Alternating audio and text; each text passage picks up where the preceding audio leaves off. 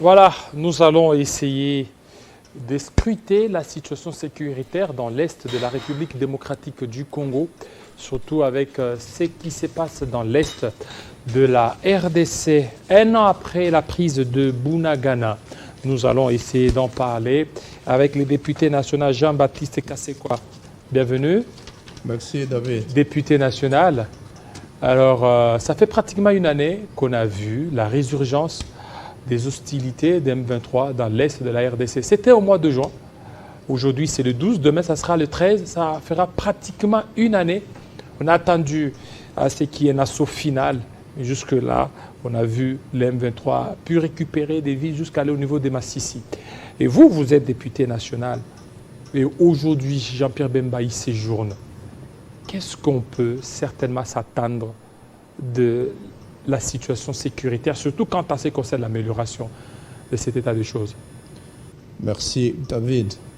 Je voudrais brosser brièvement le tableau dans les deux provinces sous état de siège, en commençant par Bunagana, comme vous l'avez bien dit. Demain, ce sera un triste anniversaire, 365 jours depuis que cette ville du Nord Kivu est passée sous occupation rwando-ougandaise, sous couvert du M23. C'était le 13 juin 2022.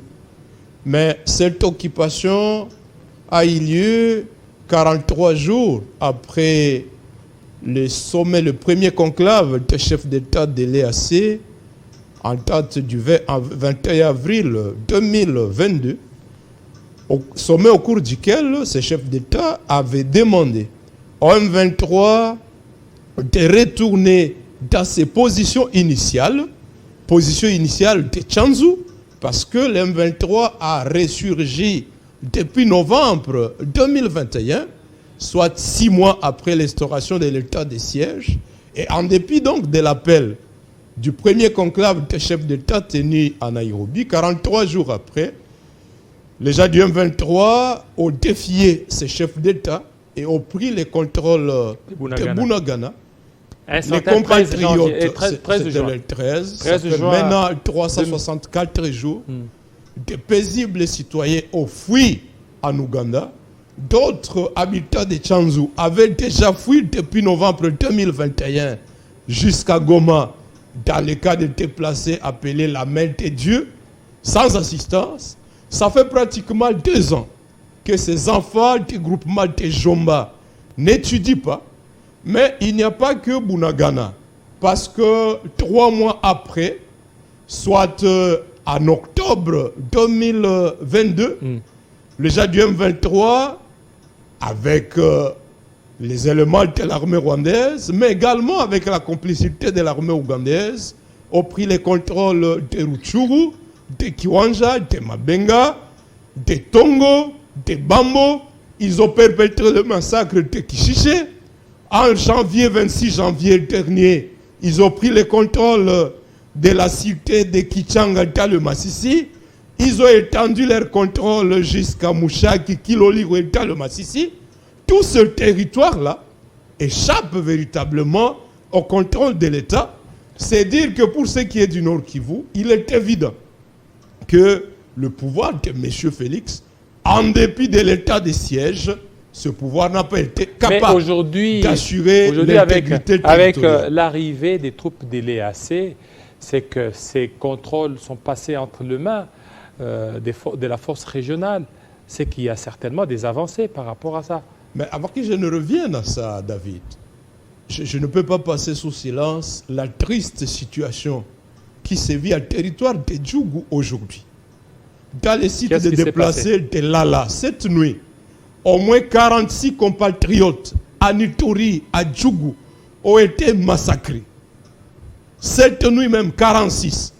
À plus de ces 46 compatriotes massacrés, on parle de 7 personnes portées disparues. Cette attaque intervient après celle qui est intervenue dans la nuit du samedi au dimanche, dans la même chefferie, où 7 personnes, pratiquement à 3 jours, c'est 53 personnes tuées à Djougou. Dans le territoire d'Irumu, à Nituri, la route Bunia-Komanda, c'est un calvaire. Vous y retrouvez les miliciens de Chini à Kilima, au moins 20 barrières sous état de siège, des commandes à Eringeti. C'est le chemin de l'ombre de la mort. C'est là qu'on incendie des véhicules au quotidien. Cette nuit, il y a eu massacre de 8 civils dans la cité de Kassindi, à la frontière. Et plusieurs autres sont portés disparus.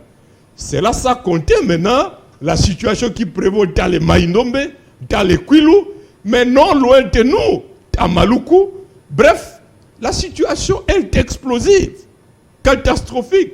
Mais alors, aujourd'hui, c'était prévu à l'Assemblée nationale l'audition de VPM Jean-Pierre Bemba et aussi Peter Kazadi. Mais curieusement, on a vu Jean-Pierre Bemba aller à Goma. Qu'est-ce qui s'est passé d'abord? Alors, comment voudrez-vous qu'un Jean-Pierre Bemba manifeste de la considération avec un Parlement qui a refusé de te sanctionner? Pouvez-vous vous imaginer que devant une situation sécuritaire si explosive, depuis que la session parlementaire a commencé le 15 mars, c'est seulement aujourd'hui la première réunion de la commission de défense. Et comme pour manifester son manque de considération avec l'Assemblée, il est parti à Goma et il a dépêché le vice-ministre. Il y avait des urgences. Quel genre d'urgence? Il y avait des urgences. C'est en raison de ces urgences que finalement, n'est-ce pas, le bureau de l'Assemblée nationale lui a envoyé une lettre depuis, je pense, le 7 de ce mois pour lui demander de venir aujourd'hui. Et il a adressé une lettre ce matin pour dire, au nom des opérations militaires, il doit se rendre à Goma. Mais est-ce que lui, il a la charge de la supervision des opérations militaires? Donc pour vous, il a échappé. Il a échappé. C'est un manque de considération avec le député. Normalement, devant des députés consciencieux, nous devrions initier une motion de défiance qui les contraindrait à venir répondre, parce que c'est inimaginable que pour la première fois que le vice-premier ministre Jean-Pierre Bemba, agent de la défense, est invité à venir s'expliquer devant la situation chaotique qui prévaut dans le Maïnombe, qui prévaut en Ituri, qui prévaut dans le sud Kivu, au nord Kivu, qu'il décide de ne pas répondre. Eh bien, le président de la commission a promis saisir le bureau parce que les députés ont dit qu'ils ne pouvaient pas tolérer cela. Mais avec au moins tout le respect avec leurs collègues vice-ministres, ils lui ont demandé simplement de rentrer avec l'espoir qu'avant la clôture de la session, M. Jean-Pierre Bemba devrait se présenter. Au moins Peter Kazadi a répondu. Bien, Peter a exprimé, présenté ses excuses, qu'il était attendu devant les sénateurs et que, je crois, demain ou après-demain, il devrait répondre. Je salue quand même la sportivité de Peter, parce qu'il pouvait aussi agir comme Jean-Pierre Bemba et envoyer son vice-ministre. Mais lui, il a sollicité un report. Donc, d'ici mercredi, il devrait arriver pour que nous l'écoutions sur la situation désastreuse qui prévaut dans les différentes villes et dans les différents territoires de notre pays. Est-ce que l'arrivée des Bemba dans l'Est de la RDC pourrait apporter quelque chose de positif? Pas du tout. Ce n'est pas la première visite. Il est arrivé, il est allé jusqu'à Kibumba. De Kibumba, il est rentré à Goma. Je voudrais l'attendre parce que il y a 2 semaines, je lui ai personnellement adressé une lettre. Étant donné que l'ordonnance portant mesure d'application de l'état de siège stipule que les gouverneurs militaires, dans l'exercice de leurs fonctions, relèvent de l'autorité du ministre ayant la défense dans ses attributions. Or, il se fait que ces gouverneurs sont en train de commettre des actes inimaginables. Par exemple, la spoliation de toutes les parcelles de l'État à Goma.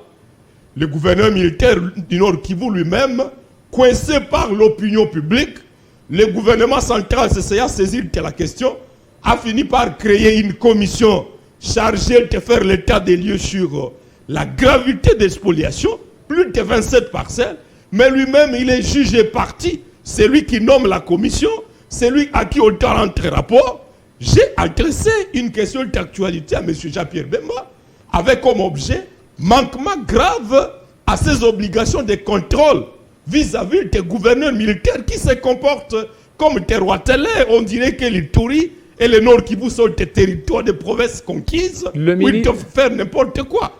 J'attends maintenant qu'il est à Goma, qu'il prenne des sanctions. Il avait promis, il avait appelé ses tenantes, le gouverneur militaire du Nord Kivu, de surseoir la démolition des bâtiments de l'État dans la parcelle foyer social.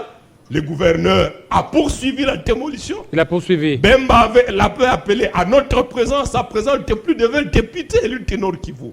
Que l'on a démolir le bâtiment autour de la plage d'Ikamuchanga qui venait d'être spolié avec des concessions appartenant aux autorités de l'état de siège. Il y a une concession qui n'a jamais été démolie. Pendant que Bemba est à Goma, je voudrais avoir des signaux forts de sa présence. Mais il n'y a pas que ça. Quelle est la situation sociale des militaires sur les lignes de front?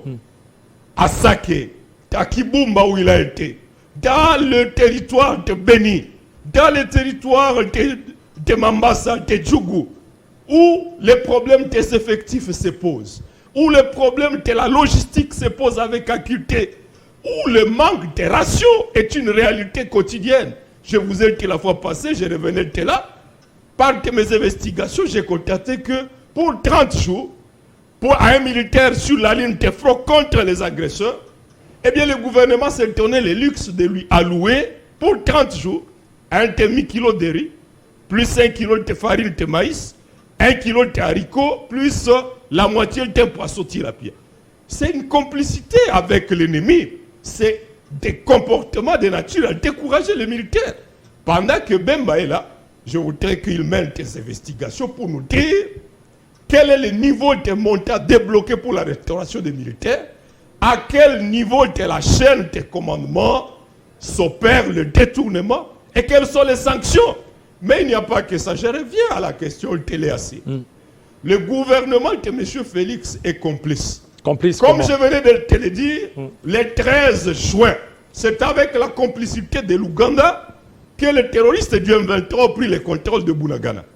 C'est avec la complicité de ces mêmes militaires ougandais que les M23 sont entrés à Kiwanja, à Tamugenga, à Mabenga, jusque vers le Kazaro, vers le Boussendo. Il y a eu des preuves. Les communiqués du 23 novembre 2023 de Luanda stipulaient que le M23 se retirerait en date du 25 novembre et que ce sont les contingents kenyans qui devaient être déployés à Bunagana, à Kishiche, à Aruchuru, dans toutes ces zones conquises par le M23 sous la complicité des Ougandais. Curieusement, l'État congolais a autorisé que ce soit les contingents ougandais qui entrent dans ce même territoire, aux frontières avec l'Ouganda. Personne ne peut nous dire combien de militaires ougandais sont entrés, avec quelles armes, quel est l'état des relations que ces militaires ougandais entretiennent avec les gens du M23. Bemba dit, il constate que les territoires, les entités desquelles les M23 se sont désengagés sont occupés par, sous contrôle qui devaient être sous contrôle de l'EAC, sont sous contrôle du M23. Mais le gouvernement congolais est responsable de ça. Parce qu'au même moment que les colonels ougandais déclaraient à Bunagana qu'ils n'étaient pas venus pour combattre le M23, on les a vus faire entrer des armes lourdes, des camions pleins de matériel militaire. De l'EAC. Au nom de l'EAC. Désormais, on ne sait plus établir à quel niveau l'armée ougandaise est en agression sur notre territoire et à quel moment elle est là sous couvert de l'EAC. Bref. Mais les choses semblent s'apaiser sur terrain. Il n'y a plus des attaques comme il y en avait, il n'y a plus des villes qui tombent. C'est qu'il y a une avancée diplomatique très prononcée. Le gouvernement lui-même a dit qu'il y a une menace forte contre la ville de Goma. Nous sommes informés que les M23 recrutent à partir des camps basés en Ouganda. Des recrues terminent leur formation, sont déployés à Rafort, dans des positions du M23 autour du volcan Nyamulagira, volcan Nyiragongo.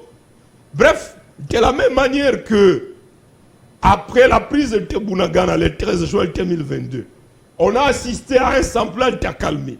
Pendant ce temps-là, les gens du M23 étaient en train de former et de renforcer leur position.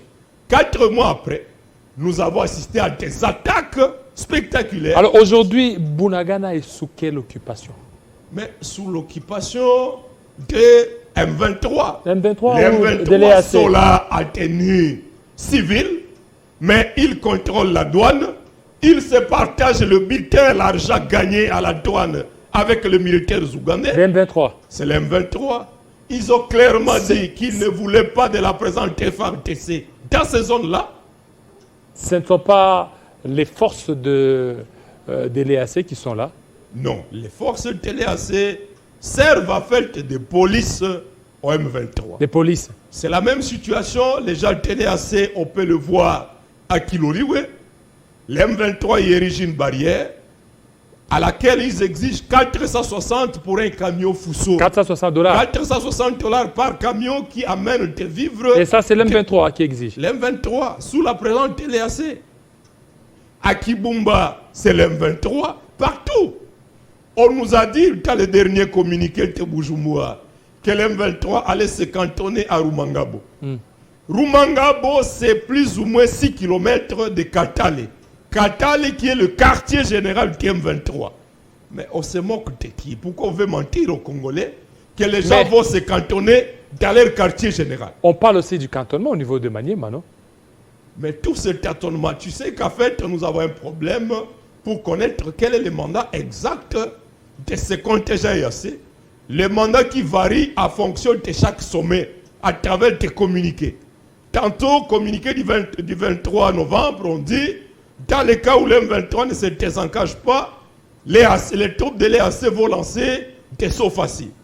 À un autre moment, c'est le commandant de la force qui dit, nous ne sommes pas venus nous battre.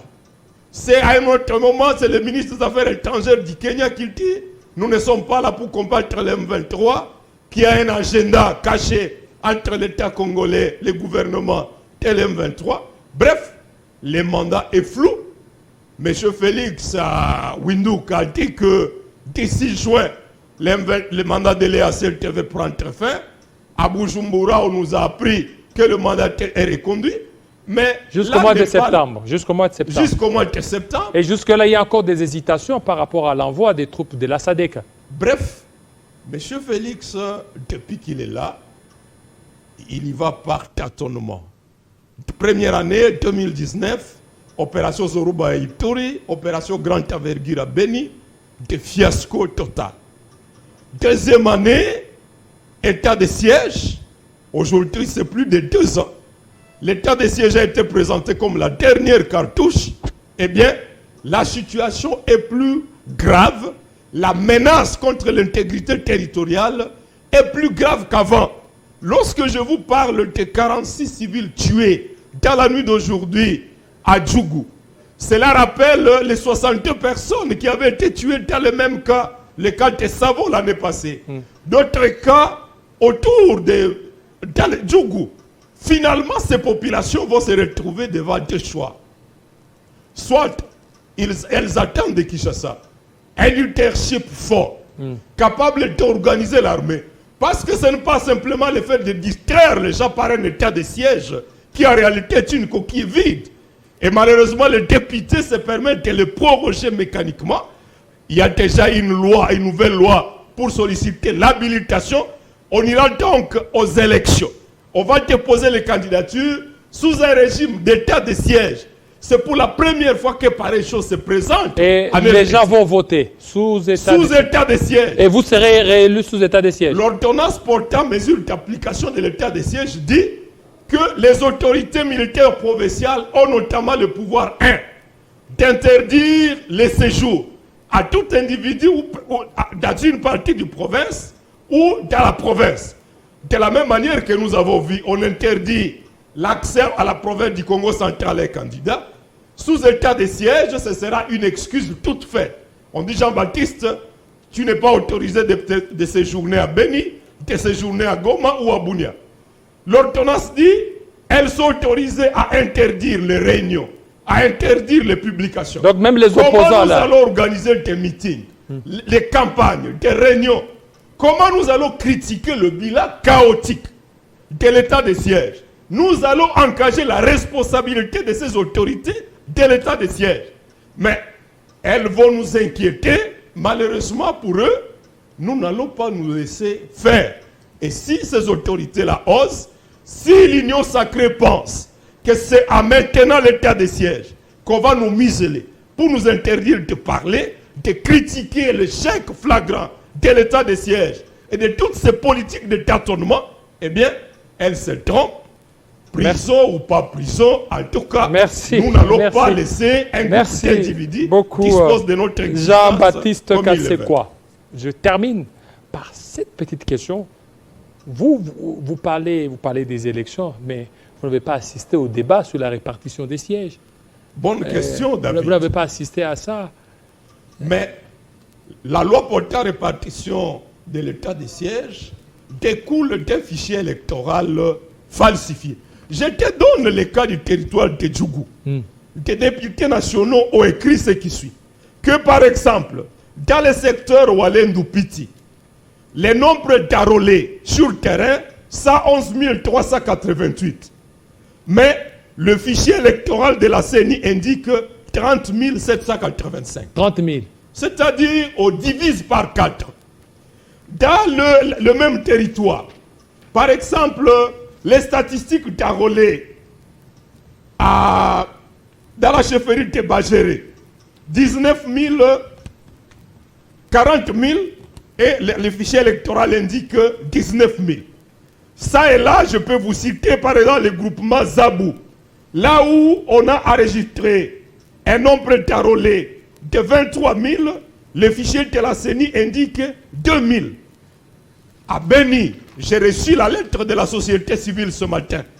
Dans la commune rurale de Loumé, au lieu de 8 282 enrôlés, identifiés sur les fiches des bureaux d'inscription à territoire de Beni, le fichier électoral présente le chiffre de 4 427. Donc manifestement, ce sont des statistiques falsifiées et vous pouvez relever ça à Goma, dans le Haut-Katanga, à Kinshasa. Comment nous allons valider un fichier électoral mensonger monté dans le but de nommer des députés, de proclamer M. Félix sans élection? Mais là, vous irez, malgré cela, vous irez aux élections. Nous allons, le 17 de ce mois, nous allons en meeting. Eh bien, les 4 leaders de l'opposition, de notre bloc, vont communiquer la ligne de conduite à suivre. Après ce meeting, le 21, nous serons en marche, manifestation pacifique, sur toutes les terrains de la République, pour exiger un fichier électoral intègre, parce que ce fichier, non seulement il est falsifié, mais la CENI a même refusé qu'un audit externe indépendant soit mené. M. Kadima a appelé ses collègues, dont il a lui-même publié les rapports. On dirait un voleur qui établit lui-même les PV de son audition et il les signe. C'est inacceptable. Merci. Donc, nous allons exiger un fichier audité et un fichier correct pour que la vérité des urnes soit dégagée et que le Congo se dote de dirigeants capables d'organiser une armée et d'assurer la sécurité et l'intégrité territoriale de notre pays. Merci beaucoup, député national. Alors cette fois-ci, Kachung, Yav, Loïc, c'est tout de suite.